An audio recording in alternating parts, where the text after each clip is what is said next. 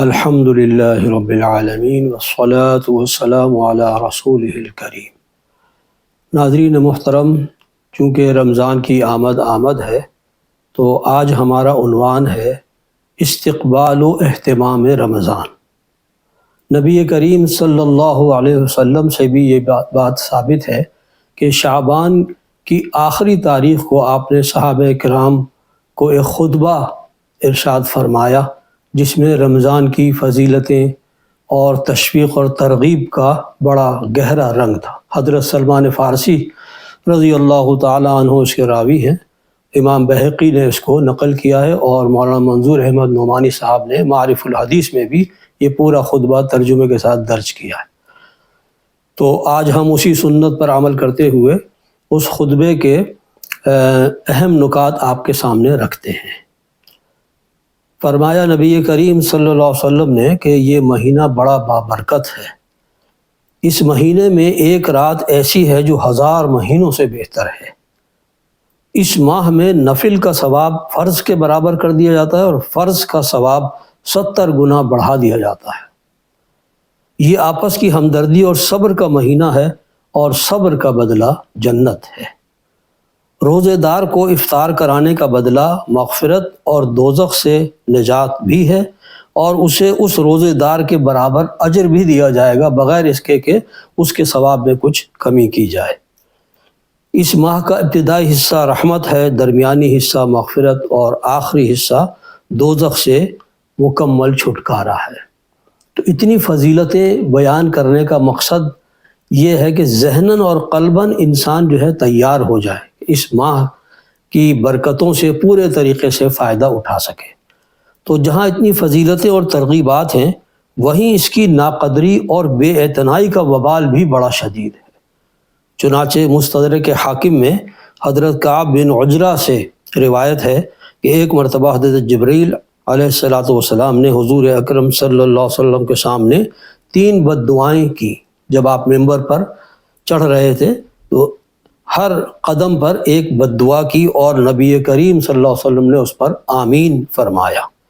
ان میں سے ایک بد دعا اس شخص کے بارے میں ہے کہ جس کی زندگی میں رمضان آیا اور وہ اس میں اپنی مغفرت نہ کرا سکا۔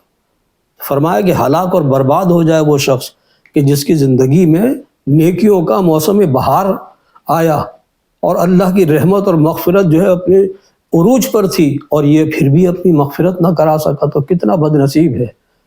پتہ یہ چلا کہ رمضان کی ناقدری اور بے اعتنائی بہت بڑا گناہ ہے۔ ہمیں پورے صدق دل سے اس ماہ مبارک کی قدر کرنی چاہیے اور اس کے اندر ہمیں گناہوں سے بچنے کی حتی الامکان کوشش کرنی چاہیے۔ نیکیوں کو سمیٹنا اور برائیوں سے اپنے دامن کو پاک کرنا بہت ضروری ہے۔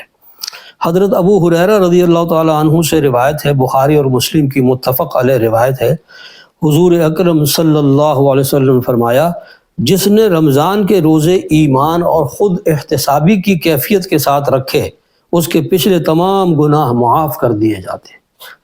اور اسی طرح رمضان کی راتوں میں قرآن سننے اور سنانے کے لیے جو کھڑا رہا ایمان اور خود احتسابی کی کیفیت کے ساتھ، اس کے بھی سابقہ تمام گناہ اور خطائیں بخش دی جاتی ہیں۔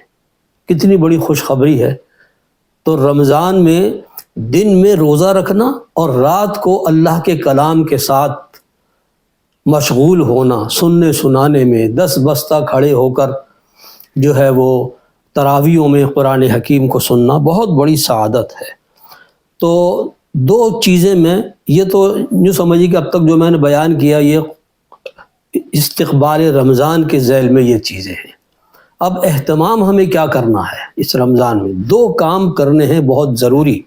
نمبر 1 یہ کہ روزوں کو ان کے تمام آداب و شرائط کے ساتھ رکھنا ہے، صرف بھوکے پیاسے نہیں رہنا ہے بلکہ تمام پابندیاں جو روزے کے اندر درکار ہیں ان کو اختیار کرنا۔ نمبر 2 قرآن حکیم سے اپنے تعلق کو بڑھانا، اس کی تلاوت، اس کو صحیح پڑھنے کا طریقہ تجوید سیکھنا، جتنا ذخیرہ قرآن ہمارے سینے میں محفوظ ہے اس کو بڑھانا کہ پچھلے رمضان کے مقابلے میں یہ رمضان ہمارا زیادہ بہتر گزر سکے، اور اسی طریقے سے قرآن حکیم پر غور و فکر کرنا۔ تو قرآن سے قریب ہونا اپنے تعلق کو مضبوط کرنا اور روزوں کو ان کے تمام آداب کے ساتھ رکھنا، ان دو چیزوں پر اگر ہم توجہ کو مرتکز کریں گے انشاءاللہ تعالی ہمارا رمضان بہت بہتر انداز میں گزرے گا، اور اللہ تعالی ہمیں وہ تمام نعمتیں عطا فرمائیں گے جو اس رمضان کے ساتھ خاص ہیں۔ اللہ تعالی ہم سب کو عمل کی توفیق عطا فرمائے۔